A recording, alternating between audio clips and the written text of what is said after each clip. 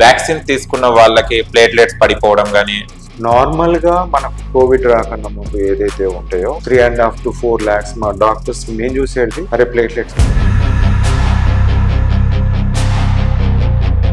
మనకి ఇచ్చిన రెమ్డెసివిర్ అనే ఒక ఇంజెక్షన్ అద్భుతమైన చెత్తపొడిలో వాడాల్సిన ఇంజెక్షన్ ని వేలకు పెట్టి కొని. బట్ ఇప్పుడు కోవాక్సిన్ కి కోవిషీల్డ్ కి తేడా ఏంటి సార్ అసలు? Covaxin is inactivated vaccine. అది మన తెలంగాణలో భారత్ బయోటెక్ వాళ్ళు తయారు చేశారు.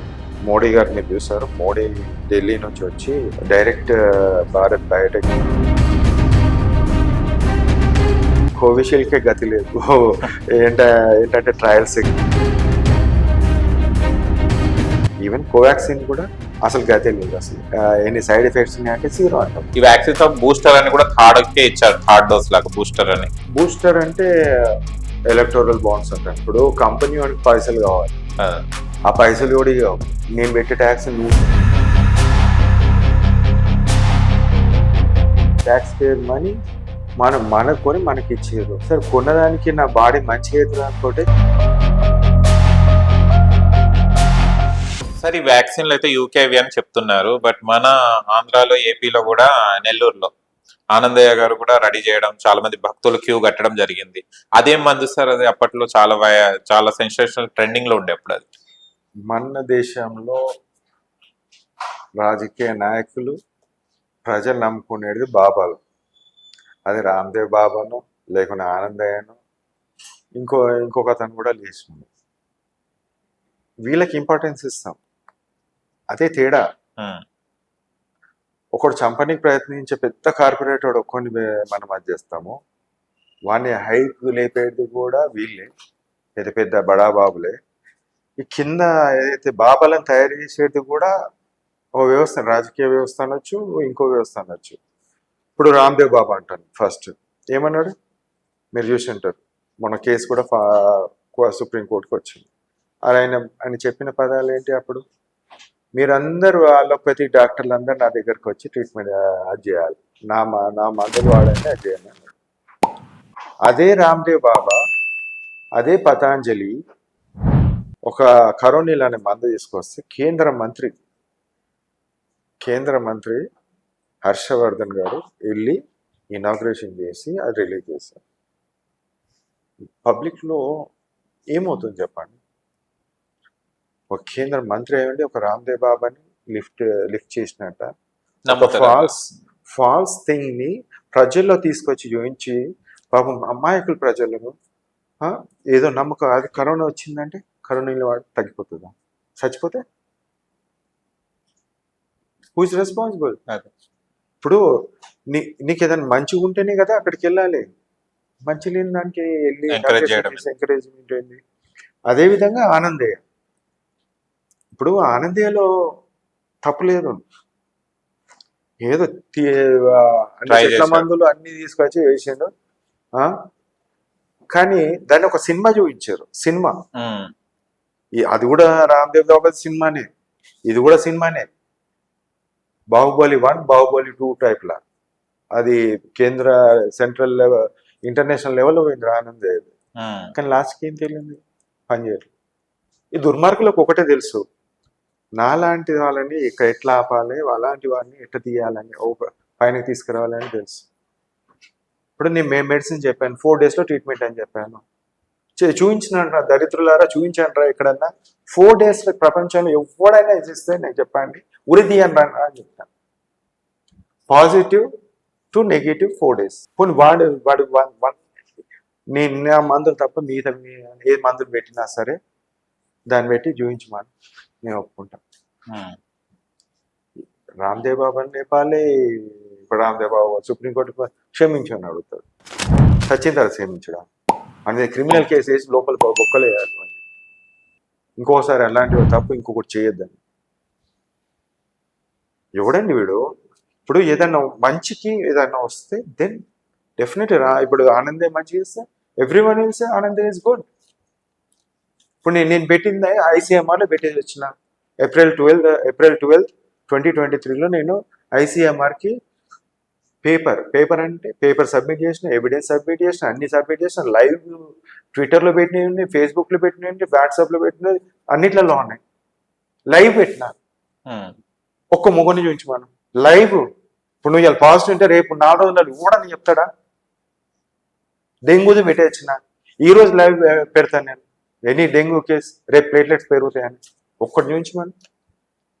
హెచ్ఐవిది చెప్తాను నేను. అరే నువ్వు హెచ్ఐవికి సంబంధించిన మందులు ఏది యూజ్ చేయకుండా, ఏ హెచ్ఐవి ఇప్పుడు ఉన్న WHO మందులు యూజ్ చేయకుండా నువ్వు వైరస్ని తగ్గించు. 1 నెలనా 2 నెలల 3 నెలల నువ్వు తగ్గించి ఊహించు. I'm ready. Why it is possible with me, why it is not possible with them? మూర్ఖులు, ప్రజలు మూర్ఖులు. వాళ్ళు కాదు, వాళ్ళు డబ్బులకు ఎగబడ్డారు, వాళ్ళు కకృతి నా కొడుకులు వాళ్ళు. ఎందుకంటున్నా అంటే ఇది this is a thing that is going to kill the people. ఇప్పుడు ఓ తండ్రి బిడ్డలను రక్షించాలి, తల్లిదండ్రులను రక్షించుకోవాలి, కానీ వాళ్ళకి అసహ్యలాగా మారితే పిల్లలు ఎక్కడ ఇప్పుడు ఏమైంది? ఇప్పుడు అదే ఎవరిని పోయి అడుగుతారు? నీ డబ్బులు నీ అన్ని నువ్వే కొన్నావు దరిద్రాన్ని. దరిద్రాన్ని నువ్వే కొంటున్నావు. ఇది నీ ట్యాక్స్ పే మనీ, నీది నీ అది. ఒక్క గ్యారంటీ ఫ్రీగా వచ్చే ఏదన్నా గ్యారంటీలు ఏమన్నా ఇచ్చి వాళ్ళ జోబుల నుంచి ఇయ్యని దానికి మాత్రం అన్నీ చేస్తారు. ప్రాణానికి ఈరోజు మీరు చూడండి, మీరు ఇదే వ్యాక్సిన్ వల్ల చాలా మంది ప్రాణాలు కోల్పోతున్నారు. ఇదే వ్యాక్సిన్ వల్ల కార్పొరేట్ హాస్పిటల్లో పోయి లక్షలు భూములు అమ్ముకొని, అన్ని తాలిబొట్లు అమ్ముకొని పైన పోతారు, అన్ని అమ్ముకొని పోతారు. కానీ చేసింది వాళ్ళు ఏది చేసిన తప్పని మాత్రం ఖండించారు, ఎదిరించారు, వాని కాలు మొక్కుతారు. కానీ వాళ్ళకి దాని గురించి అని కూడా తెలియదు, వాళ్ళు చెప్పారు కదా. ఇప్పుడు రేరెస్ట్ అనే వస్తుంది, మీరు చూడండి, రేరెస్ట్ అంటున్నాడు. నేను చెప్తున్నాను కదా, మీరు చెక్ చేసుకోండి ప్లేట్లెట్స్. నేను ఒక్కనే అంటున్నాను, మీ వాడలు ఎంతమంది ఉంటారు అంతమందికి చెక్ చేసుకోండి.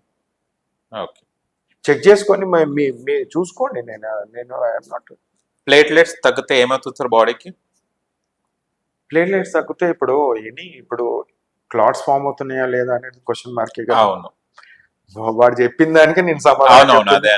క్లాట్స్ ఫామ్ అవుతున్నాయి, ప్లేట్లెట్స్ తగ్గినాయి, మరి ఏం అవుతున్నాయి? You say that everyone has to ask them.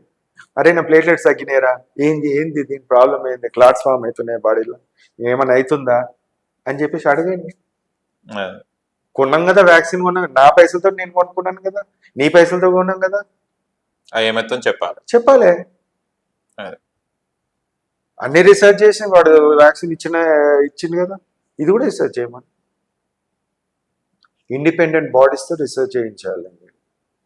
ఈరోజు ఐసీఎంఆర్ కోవాక్సిన్ తోటి ఉంది. Covaxin has developed by the ICMR and Bharat Biotech. ఇప్పుడు ఐసీఎంఆర్ ఎందుకు మాట్లాడుతుంది? మొన్న ఒకటి స్టేట్మెంట్ ఇచ్చింది ఐసీఎంఆర్. ఏమని ఇచ్చారు? వ్యాక్సిన్ వల్ల ఎవరు మరణాలు కాదన్నారు. ఇప్పుడు పైసలు అది common man people money that one. 140 కోట్ల ప్రజలు వానికి జీతం ఇస్తున్నారు. They have to answer that one. ఒక స్క్రిప్ట్ లెక్క సినిమా, అన్ని సినిమానే, ఎక్కడ పోయినా సినిమా స్క్రిప్ట్ రాసుకొని చెప్పడం తప్ప ఇంకేం లేదు. వైద్యం అనేది నాయకుల దగ్గర ఉండదు, వైద్యం అనేది డాక్టర్స్ దగ్గరనే ఉన్నారు. ఇప్పుడు supreme court judge who is under control, ఎవరు కంట్రోల్లో ఉన్నారు? మరి వైద్యం ఎందుకు ఒకరి కంట్రోల్లో పోతుంది? ఒక క్రికెట్ అంటే ఒక కంట్రోల్లో పోతుంది, వైద్యం కంట్రోల్లో పోతుంది, మీడియా కంట్రోల్లో పోతుంది, ఒక ఎవడు పడితే వాడు అది చేయడం జరుగుతుంది. What is this? At last the money is coming from the people, not by the politicians or big bull shots. Corporate నుంచి రావడం లేదు. ఇక్కడ ఉన్న ఒక హాస్పిటల్ వాడు 100 కోట్లు ఎలక్టోరల్ బాండ్లు ఇచ్చాడు. ఎందుకు ఇస్తారండి? ఎందుకంటే they will get the money. ఇప్పుడు డెంగ్యూ సీజన్ వచ్చిందంటే 1000 కోట్లు సంపాదిస్తారు. బంగ్లాదేశ్ ఒక కంట్రీ కోవిషీల్డ్ వ్యాక్సిన్ తీసుకుంది. బంగ్లాదేశ్ 10,000 మంది చచ్చిపోయారు డెంగ్యూతో. 10,000 లాస్ట్. మీరు చూడండి, ఓపెన్ చేసి మీరు. మన ఇండియాలో కూడా చాలా మంది చనిపోతారు, లెక్కలో రావు, జనాభా ఎక్కువ కదా. ఇప్పుడు అది కోడి చచ్చిపోతే పెద్ద సెన్సేషనల్ కనిపిస్తుంది, మనిషి చచ్చిపోతే మాత్రం కాదు. ఓకే, దీనికి లాస్ట్ లో ఫైనల్ లో చెప్పాలంటే ఏం చెప్తా సార్ ప్రజలకు? ఇప్పుడు ఎవరైతే బాధపడుతున్న వాళ్ళకు ఏం చెప్తారు సమాధానం? దీనికి సొల్యూషన్ ఉందా లేదా? సొల్యూషన్ నాలాంటి ప్రాసెస్ వస్తుంది. ఆ, కోవిడ్కి ట్రీట్మెంట్, డెంగ్యూకి ట్రీట్మెంట్, నా దగ్గర అన్ని వైరస్ల ట్రీట్మెంట్ ఉంది. ఓకే. అందుకే నేను ఈ విధంగా నేను ఒక ధైర్యంగా మాట్లాడుతున్నాను. ఉమ్, ఇప్పుడు revert back from the vaccine. అసలు వ్యాక్సినే ఒక మందు, వైరస్కి మందు అంటారు. ఇప్పుడు కానీ అదే దరిద్రం ఏంటంటే ఈ వ్యాక్సిన్కి ఒక మందు కావాల్సి వస్తుంది. అదే ఇప్పుడు మీరు అడిగిన ప్రశ్న ఎట్లుందంటే మీరు కరోనాకి వ్యాక్సిన్ అనేది ఒక పెద్ద మందు అన్నారు అని అందరు చెప్పారు. ఇప్పుడు ఆ మందుకే ఇప్పుడు ఆ మందు వ్యాక్సిన్ అనే ఒక దరిద్రమైన వ్యాక్సిన్ కి ఒక మందు కావాలి. కావాలి క్వశ్చన్ అడగాల్సి వస్తుంది. Yes. వస్తుంది. రెండు పదాలండి ప్రపంచంలో. Yes or no. అదే నో దానికి కంపల్సరీ ప్రతి దానికి ఆన్సర్ ఉంటుంది. ఉండదని కాదు. వీళ్ళు ఇప్పటివరకు ఏదైతే వైరస్ మందు లేదన్నారు, ఉండదని చెప్తున్నాను. వస్తుంది డెఫినెట్లీ. It has to. నేను ఒక చిన్న డాక్టర్ని. నేను ఒక యూపీఎస్సీ సుల్తాన్ బజార్ కోటి హైదరాబాద్ గవర్నమెంట్ డాక్టర్ని.